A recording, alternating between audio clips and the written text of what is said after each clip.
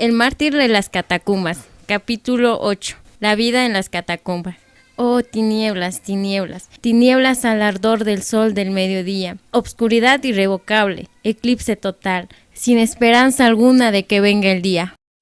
Con lágrimas de gozo le dieron la bienvenida a su regreso a las catacumbas. Con vivo entusiasmo escucharon las referencias de su entrevista con sus superiores y al mismo tiempo que compartían la comprensión de sus dificultades, se regocijaban en que él hubiera sido hallado digno de sufrir por Cristo. En medio de todo este nuevo ambiente, aprendían más de la verdad cada día e igualmente contemplaba lo que tenían que sufrir los seguidores del Señor. La vida de las catacumbas abrió ante él sin la menor reserva todos sus secretos maravillosos y su variedad. La vasta muchedumbre que moraba entre las entrañas de la tierra recibían sus provisiones, gracias a su permanente comunicación con la ciudad hostil que arriba estaba. Estas operaciones se realizaban al amparo de la noche. Esta usada y peligrosa tarea se cumplía por los hombres más resueltos que se ofrecían voluntariamente para ello. Empero aún mujeres y niños desempeñaban estos menesteres, siendo aún de los más sagaces el pequeño Polio, cuyo éxito eran dignos de la alabanza de los suyos. Entre la vasta población de la ciudad de Roma no era difícil pasar desapercibido, y era así que las provisiones no escaseaban. No obstante, habían veces en que esas correrías terminaban abruptas y fatalmente, y no se volvía a ver más a los osados aventureros. En cuanto al agua, contaban con abundante provisión en el extremo inferior de los pasillos. Ahí tenían pozos y fuentes de aprovisionamiento suficiente para todas las necesidades. Era también en la noche que se hacían ciertas expediciones, las más tristes de todas. Estas consistían en la búsqueda de los cuerpos de aquellos que habían sido despedazados por las fieras salvajes o quemadas en las piras. Estos despojos, bien amados, se lograban rescatar con los mayores peligros y se transportaban rodeados de miles de riesgos. Enseguida, los amigos y parientes de los muertos celebraban los sencillos servicios fúnebres como también la fiesta en que se le daba sepultura. Después de todo, estos solían depositar los restos en su estrechísima tumba, cubriéndola con la correspondiente losa en que se grababa el nombre del difunto.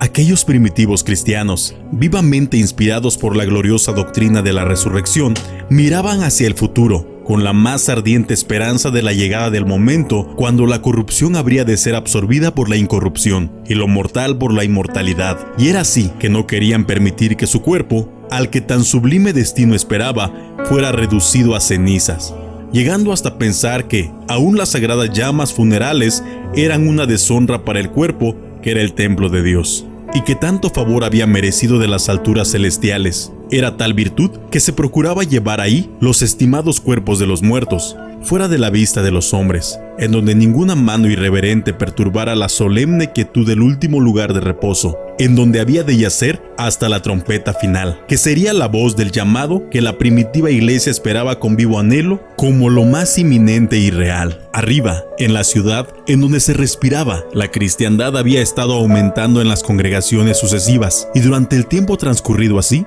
los muertos habían ingresado ahí en proporciones cada vez mayores, de tal manera que ahora las catacumbas constituían una vasta ciudad de muertos, cuyos silenciosos moradores dormitaban en filas innumerables, hilera sobre hilera, esperando hasta que se oiga la aclamación del Señor, llamando a congregarse al pueblo lavado con su sangre en un momento, en un abrir y cerrar de ojos, a encontrarse al Señor en el aire. En muchos lugares se había derribado los arcos con el objeto de elevar el techo, a fin de formar habitaciones. Ninguno de ellos era demasiado espacioso, sino que eran solamente recintos de mayor expansión en donde los fugitivos podrían reunirse en asambleas mayores, pudiendo al mismo tiempo respirar con desahogo. Ahí pasaban ellos su mayor tiempo y al mismo tiempo realizaban sus asambleas de fraterna comunión. Su situación se explica por la naturaleza de los tiempos en que vivieron, pues la sencilla virtud de la república había pasado por la historia, la libertad había huido por siempre del territorio, la corrupción había tomado posesión del imperio y lo había avasallado todo bajo su mortal influencia. Conspiraciones, rebeliones, traiciones azotaban sucesivamente al Estado. Ellos veían sufrir a los valientes de los suyos y veían morir a los más nobles sin siquiera conmoverse. Nada tenía la virtud de despertar el corazón generoso, ni hacer arder el alma. Sus degenerados sentimientos solamente podían moverse ante las más bajas pasiones. Empero, Contra tal estado de cosas, hizo impacto valientemente la verdad de Jesucristo, y contra enemigos tan enormes como estos, tuvo que luchar y abrirse paso cuerpo a cuerpo entre tales obstáculos, haciendo un avance lento, pero firme. Aunque tomaba las armas bajo su bandera, no podía esperar un futuro muy fácil y de comodidad. El sonido de la trompeta no era de incertidumbre, el conflicto era severo y abarcaba el nombre, la fama, la fortuna, los amigos y la vida. Todo aquello que es tan querido para el ser humano, así el tiempo seguirá su marcha. Si bien era verdad que los seguidores de la verdad aumentaban su número, así también el vicio intensificaba su poder maligno. El pueblo se iba hundiendo cada día en la más profunda corrupción, y el Estado era arrastrado aceleradamente a la ruina más segura. Fue entonces cuando se levantaron aquellas terribles persecuciones que tenían por objeto extirpar de la tierra los últimos vestigios del cristianismo. La más terrible ordalía esperaba al cristiano si resistía al decreto de las autoridades. A los que la seguían era inexorable la orden de la verdad, y una vez que se tomaba una decisión, era final e irrevocable. A veces solía suceder que tomar la decisión de hacerse cristiano era aceptar la muerte instantánea, o al menos ser arrojado fuera de la ciudad, proscrito de los goces normales del hogar y de la luz del día. Los corazones de los romanos fueron endurecidos, y sus ojos fueron cegados. No les podía conmover en sus sentimientos ni despertar la menor compasión, ni la inocencia de la niñez, ni la pureza de la mujer, ni la noble hombría de bien, ni los venerables cabellos canos de los ancianos, ni la inconmovible fe, ni el amor victorioso sobre la muerte. No tenían ojos para ver a tiempo la negra nube de la desolación que pendía sobre el imperio, condenado irrevocablemente a muerte por los actos de los suyos. No tuvieron visión para comprender que del furor de este destino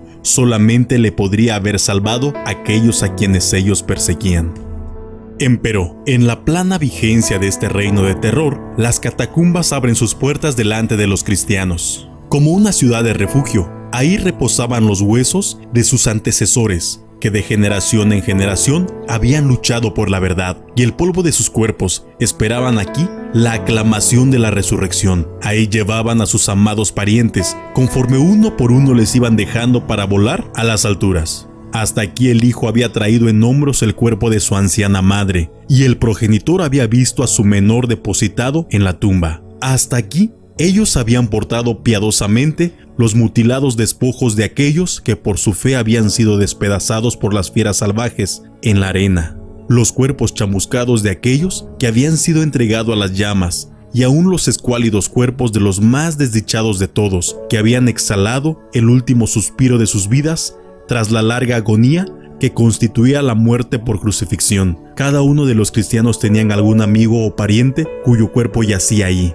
El mismo campo era todo en sentido un campo santo. Nada, pues, podía extrañar que ellos buscaran refugio y seguridad en un lugar tal. En estas moradas subterráneas, habían hallado sobre todo su único lugar de refugio contra la inconda persecución. En aquel tiempo, no podía buscar auxilio en países extranjeros o más allá de los mares, porque para ellos no existía países de refugio, y no había tierra allende los mares en que tuvieran la menor esperanza. El poder imperial de Roma mantenía atrapado en sus garras poderosas a todo el mundo civilizado. Su tremendo sistema policíaco se extendía por todas las tierras y ni uno solo podía escapar de su implacable ira. Su poder era tan irresistible que desde el noble más encumbrado hasta el esclavo más humilde, todos eran igualmente súbditos de Roma. Ningún emperador destronado podía escapar de su venganza, ni siquiera se podía esperar el tal escape.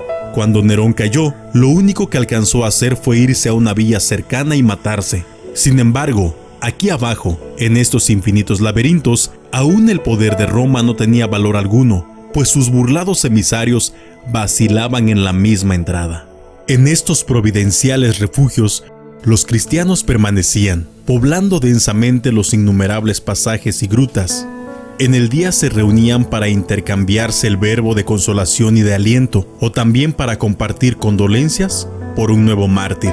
Por las noches, despedían a los más osados entre ellos, que partían en desesperadas empresas para traerles noticias de este mundo exterior, o bien a traer los cuerpos ensangrentados de las nuevas víctimas. En el transcurso de las diferentes persecuciones, ellos se replegaron aquí bajo una seguridad tal que aunque millones perecieron por todo el vasto imperio, el genuino poder del cristianismo en Roma apenas fue sacudido.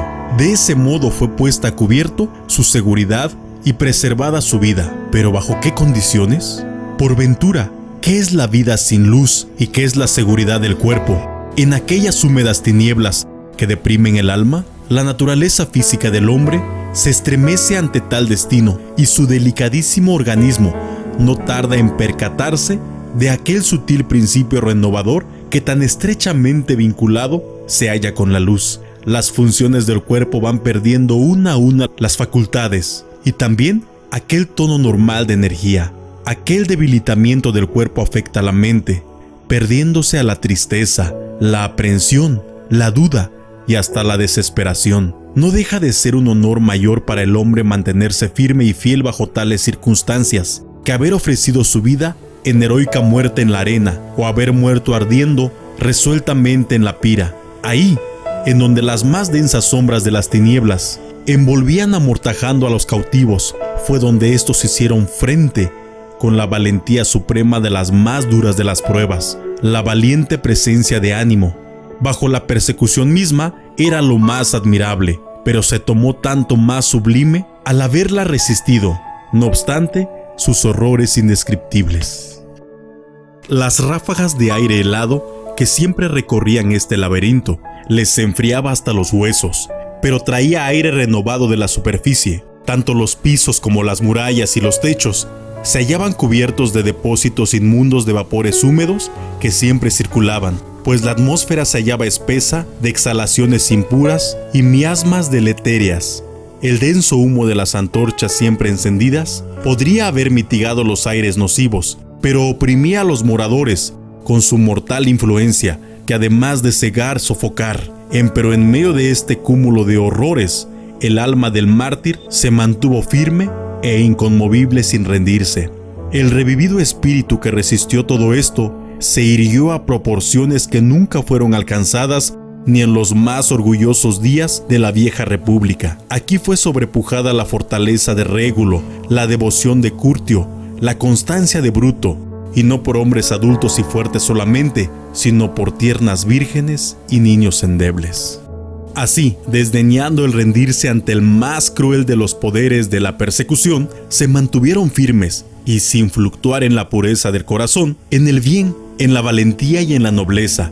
Para ellos, la muerte no tenía terrores, ni tampoco la aterradora muerte en vida a que se vieron obligados y que prefirieron soportar ahí en esas regiones de desmayo entre los muertos. Ellos sabían lo que les esperaba cuando se decidían seguir a Jesucristo y lo aceptaban todo gustosos. Descendían ahí voluntariamente, llevando consigo todo lo que era más preciso al alma del hombre, y todo lo sufrían por aquel gran amor con que ellos habían sido y eran amados. El constante esfuerzo que hacían por disminuir la intensidad de las tinieblas de su morada ha quedado visible en todo alrededor de las murallas. En algunos lugares, estas se hallaban cubiertas de estucado blanco y en otras se hallaban adornadas con cuadros, pero de ninguna manera con mortales deificados por adorarlos idolátricamente, sino sencillamente monumentos de recuerdo de aquellos grandes héroes antiguos de la verdad que por fe ganaron reinos, obraron justicia, alcanzaron promesas, taparon la boca de los leones, apagaron fuegos impetuosos, evitaron filo de cuchillo, convalecieron de enfermedades, fueron hechos fuertes en batallas, trastornaron campos extraños. Si en esta hora de angustia y amargura había menester ellos buscar escenas y pensamientos que pudieran aliviarles su alma e inspirarles con nuevas fuerzas para el futuro, pues no podían ellos haber encontrado otro objeto más acertado en que inspirarse, de tal valor y tal bien fundado consuelo. Tales eran los ornamentos de las capillas, pues los únicos muebles que contenían era una sencilla mesa de madera sobre la cual se colocaba el pan y el vino de la cena del Señor, los símbolos del cuerpo y de la sangre de su Señor crucificado. La cristiandad llevaba largo tiempo de lucha, y esta era una lucha contra la corrupción. Por consiguiente, no debe considerarse extraño si la Iglesia contrajo alguna señal de su contacto demasiado estrecho con su enemigo, o si ella llevó algunas de aquellas señales hasta ahí, a su lugar de refugio. Empero, si ellos practicaban algunas variaciones con relación al modelo apostólico, estas eran muy triviales y todas podían pasarse por desapercibidas, si no fuera porque ellas abrieron el paso para otras mayores. Con todo ello, las doctrinas esenciales del cristianismo no sufrieron la menor contaminación ni cambio alguno.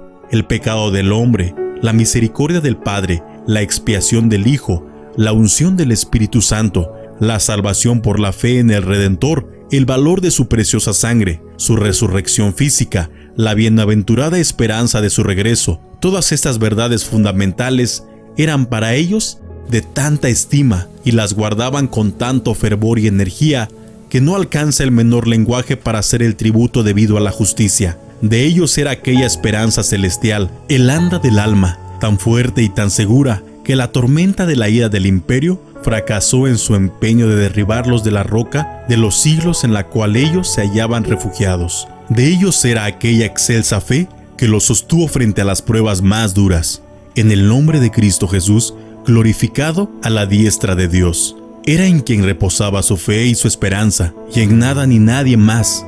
La fe en Él era todo.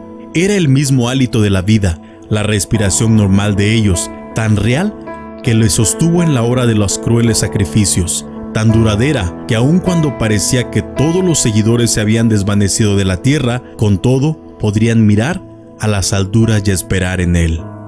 De ellos era la plenitud del amor que definió Cristo cuando estaba en la tierra, diciendo que era el resumen de la ley y los profetas. Era desconocida en aquellos días de lucha sectaria y las amarguras denominacionales. Es que ellos tenían un gran enemigo general contra quien luchar. ¿Y cómo habría de altercar unos contra otros? Ahí se cultivaba el amor al semejante, que no conocía distinción de raza o clase, sino que abrazaba toda la inmensa circunferencia, de tal manera que uno podría poner su vida por su hermano. Ahí pues, el amor de Dios derramado copiosamente en el corazón por el Espíritu Santo. No temía llegar hasta el sacrificio de la misma vida.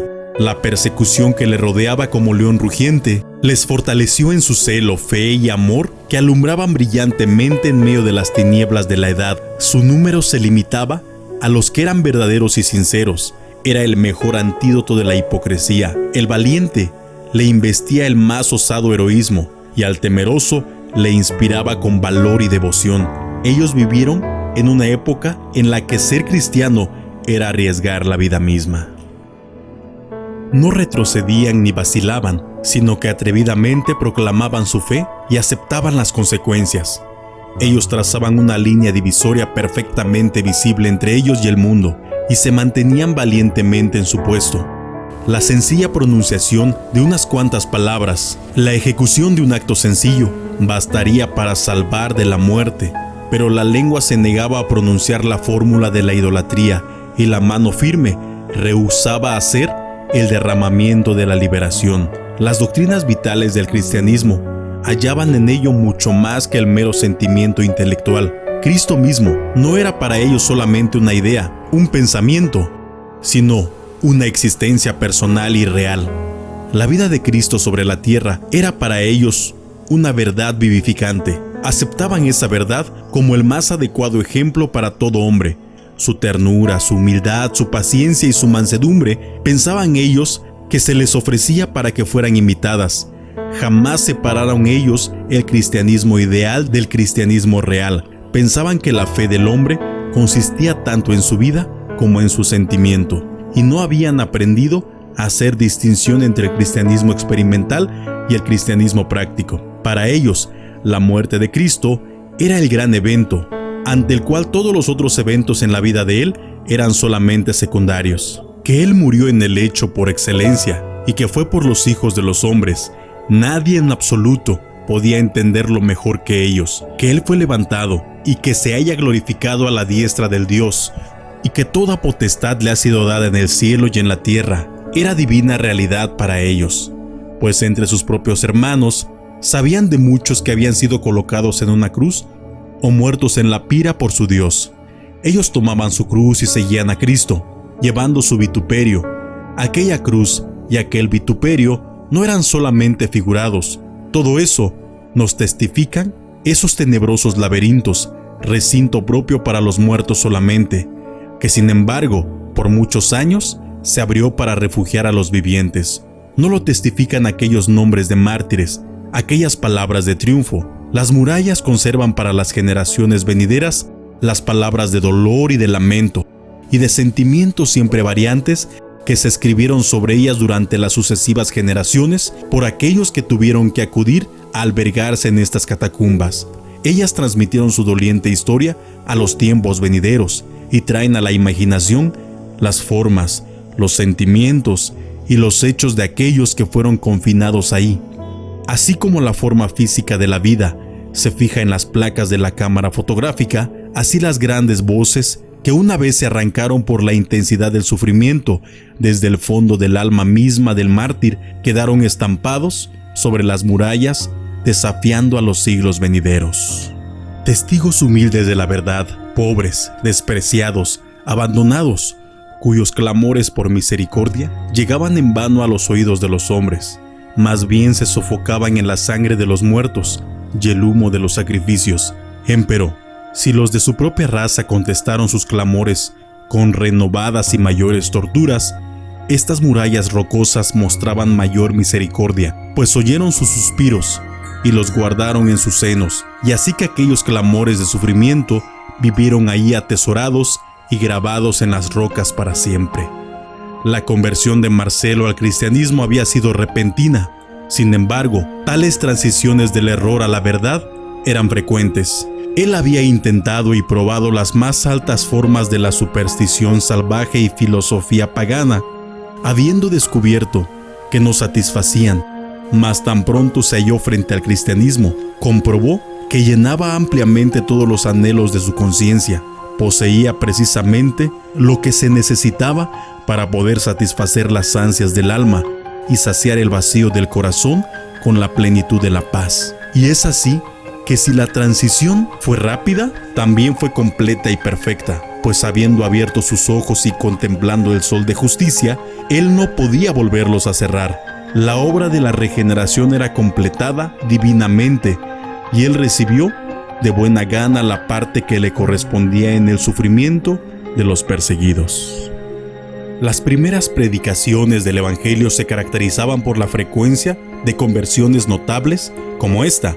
Por todo el mundo pagano era incontable las almas que experimentaban lo que experimentó Marcelo, y que gustosos se habían sometido a las mismas experiencias, pues solo era menester de la predicación de la verdad, acompañada por el poder del Espíritu Santo, que les abría los ojos y les conducía a ver la luz. He aquí la causa y la clave de la rápida diseminación del cristianismo, la influencia divina real sobre la humana razón.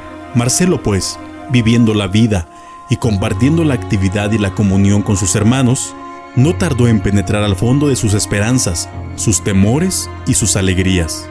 La fe viva y la confianza inquebrantable de ellos se comunicaban a su corazón, y todas las gloriosas expectativas que lo sostenían no tardó en llegar a ser el más efectivo solaz de su propia alma. La bendita palabra de vida llegó a ser materia de su constante estudio y deleite, y todas sus enseñanzas hallaron en él su más ardiente y activo discípulo. Las reuniones más frecuentes por todas las catacumbas eran las de oración y alabanza, habiendo sido así providencialmente apartados de las ocupaciones comunes de los negocios del mundo. Se dedicaban por entero a más elevados y sublimes objetivos en que ponían todo su empeño, privados aquí como se hallaban de la oportunidad de hacer algún esfuerzo por el sostén del cuerpo. Se veían consternidos a dedicar sus vidas íntegramente al cuidado del alma, y ellos lograban con creces lo que buscaban, pues la tierra, con sus cuidados afanosos y sus atracciones y sus miles de distracciones, habían perdido sobre ellos todo influjo, dejándolos libres. Los cielos se les había acercado. Su pensamiento y su lenguaje eran justamente del reino. A ellos les complacía hablar y pensar en el gozo inconmensurable y digno que esperaban a los que fueran fieles hasta la muerte. Les deleitaba conversar y departir sobre aquellos hermanos que ya habían partido y que solamente se les habían adelantado. No se les ocurriría pensar siquiera que se les hubieran perdido. Todo ello les hacía prever el momento cuando su propia partida también llegaría, pero por sobre todas las cosas, ellos miraban mayormente aquel día del gran llamamiento final, que levantarían a los muertos, transformarían a los vivos y traería alrededor de él a los comprados con su sangre, a su pueblo lavado con su sangre, hasta este lugar de encuentro en el aire. Y esperaban el establecimiento del tribunal de Cristo, donde él otorgaría su recompensa por el servicio fiel. Primera carta a Tesalonicenses 4:13 al 18, Filipenses 3:20 y 21 y primera carta a los Corintios capítulo 3. Fue así como Marcelo vio estos lúgubres pasadizos subterráneos, no entregados para el silencio del sueño de los muertos, sino densamente poblados de miles de vivientes. Descoloridos, pálidos y oprimidos, hallaban aún en medio de estas tinieblas un destino mejor que el que les podía esperar en la superficie. Su actividad vital animaba a esta región de los muertos. El silencio de esos pasillos era interrumpido por el sonido de las humanas voces, la luz de la verdad, la virtud, ahuyentada de los aires saludables de arriba, florecía y se encendía con los más puros relucientes brillos en medio de estas tinieblas subterráneas, los tiernos saludos de afecto, de la amistad, de la fraternidad y del amor. Se cultivaba entre los desmoronantes restos de los que se habían ido. Aquí se mezclaban las lágrimas de duelo con la sangre de los mártires y las manos cariñosas se envolvían en sus últimos sudarios de pálidos despojos. En estas grutas las almas heroicas se erguían por encima del dolor. La esperanza y la fe sonreían gozosas y señalaban con firmeza a la brillante estrella de la mañana, y de los labios de quienes debían lamentar brotaban voces de alabanza.